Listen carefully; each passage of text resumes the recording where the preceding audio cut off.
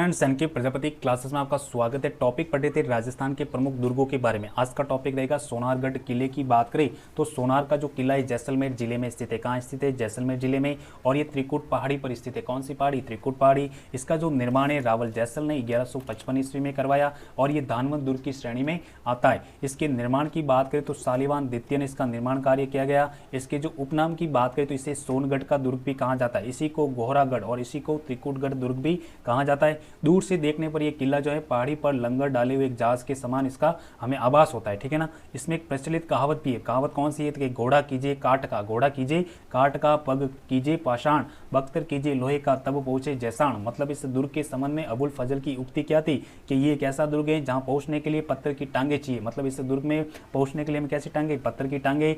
सोनारगढ़ दुर्ग का जो निर्माण है चूने का प्रयोग किए बिना पत्थरों को जोड़कर किया गया है। मतलब इसमें चूने का प्रयोग किए बिना ही पत्थरों को जोड़कर किया गया। मैंने इसमें चूने का प्रयोग नहीं किया है, ऐसे पत्थरों को जोड़कर इस किले का निर्माण कार्य किया गया। स्थापत्य की बात करें, प्रवेश द्वार की बात करें तो सबसे जो पहला प्रवेश द्वार है अक्षय पॉल जो कि मुख्य प्रवेश द्वार है। उसके बाद में गणेश पॉल, सूरज पॉल और हवा पॉल। शीश महल की बात करें तो इसी दुर्ग में महारावल अकेय सिंह द्वारा निर्मित सर्वोत्तम विलास भी इसी दुर्ग में बनाया गया। दुर्ग के भीतर जैसल कुआं जो कि प्राचीन पेयजल स्रोत है। जैसल कुआं कहां पर है? तो जैसलमेर दुर्ग में। इस दुर्ग में 99 बुर्ज है, मतलब 99 बुर्जों वाला दुर्ग कौन सा है? सोनार का किला। गहरे पीले पत्थरों से निर्मित। प्रश्न आता है कि पीले पत्थरों से निर्मित दुर्ग कौन सा है? तो जैसलमेर का दुर्ग, सोनार का दुर्ग।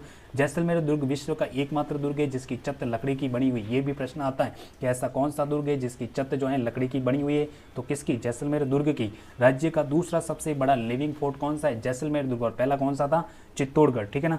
कमरकोट की बात करें तो कमरकोट का मतलब है दुर्ग का घाघरा नुमा दोहरा परकोटा। मतलब इस दुर्ग के चारों ओर क्या है?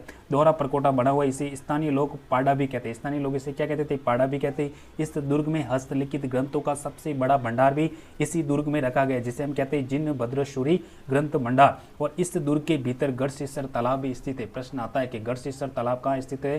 तो जैसलमेर दुर्ग में। जैसलमेर दुर्ग में या सोनारगढ़ के किले में। ये दुर्ग जो है ढाई साके के लिए प्रसिद्ध है। प्रश्न आता है ढाई साके के लिए कौन सा दुर्ग प्रसिद्ध है? जैसलमेर का दुर्ग, सोनारगढ़ का दुर्ग। पहला साका की बात करें 1308 से 1312 से 1313 के बीच में हुआ था। इसमें जो आक्रमण किया था अलाउद्दीन खिलजी के द्वारा आक्रमण किया गया। शासक कौन थे? तो मूलराज थे। दूसरे साके की बात करें तो दूसरा साका फिरोज तुगलक ने इस पर आक्रमण किया था। शासक थे रावदूदा। और तीसरा जो अर्ध साका हुआ था 1550 ईस्वी में, इसमें जो आक्रमण किया था कंधार के अमीर अली के द्वारा इसका आक्रमण किया गया। और शासक की बात करें तो राव लूणकरण इसमें क्या थे? शासक थे। इस समय केसरिया हुआ लेकिन जौहर नहीं हुआ। मतलब इस समय केसरिया तो हुआ था लेकिन जौहर नहीं हुआ। उसके बाद में आदिनाथ जैन मंदिर की बात करें, इसी दुर्ग में स्थित सबसे प्राचीन जैन मंदिर कौन सा है? तो आदिनाथ जैन मंदिर, जो कि फिल्म निदेशक सत्यजीत रे के द्वारा सोनार किला फिल्म का निर्माण भी किया गया था। वर्ष 2009 में इस दुर्ग पर 5 रुपए का डाक टिकट जारी किया गया। और वर्ष 2009 में आए भूकंप से इसमें दरारें पड़ गई। मतलब 2009 में जब भूकंप आया था तो इस दुर्ग में दरारें पड़ गई। उसके बाद में जो आगे वाला जो टॉपिक रहेगा जूनागढ़ दुर्ग की बात करें तो जो जूनागढ़ दुर्ग है धानवंत दुर्ग की श्रेणी में आता है, जो कि भूमि दुर्ग एवं पारिक दुर्ग की श्रेणी में भी आता है। इसका जो निर्माण है महाराजा राय सिंह के द्वारा इसका निर्माण कार्य किया गया।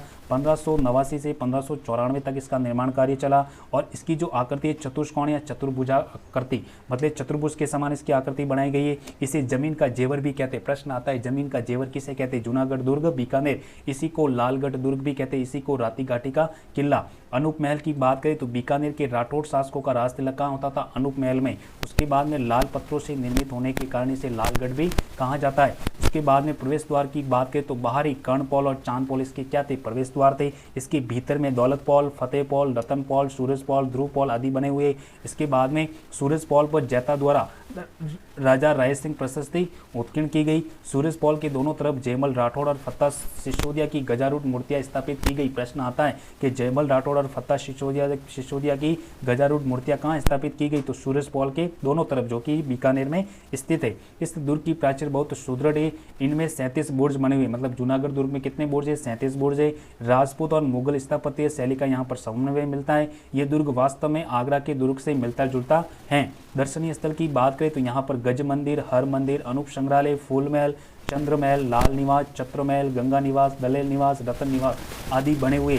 दो कुएं की बात करें तो रामसर और रानीसर, रामसर और रानीसर। इसी दुर्ग में 33 करोड़ देवी देवताओं के मंदिर भी स्थित है। इस मंदिर में हैरम गणपति जो कि सिंह पर सवार गणपति की प्रतिमा भी इसी दुर्ग में। राजस्थान में पहली बार लिफ्ट इसी दुर्ग में लगाई गई। राजस्थान में जो पहली लिफ्ट कहाँ लगाई थी? जूनागढ़ दुर्ग बीकानेर में। और जूनागढ़ दुर्ग के संबंध में दीनानाथ दुबे की उक्ति थी, एक पंक्ति थी कि दीवारों के भी कान होते, जूनागढ़ के महलों की दीवारें तो बोलती हैं। तो ये हमारा टॉपिक था राजस्थान का जो सबसे प्रमुख दुर्ग है जूनागढ़ दुर्ग के बारे में। Thank you.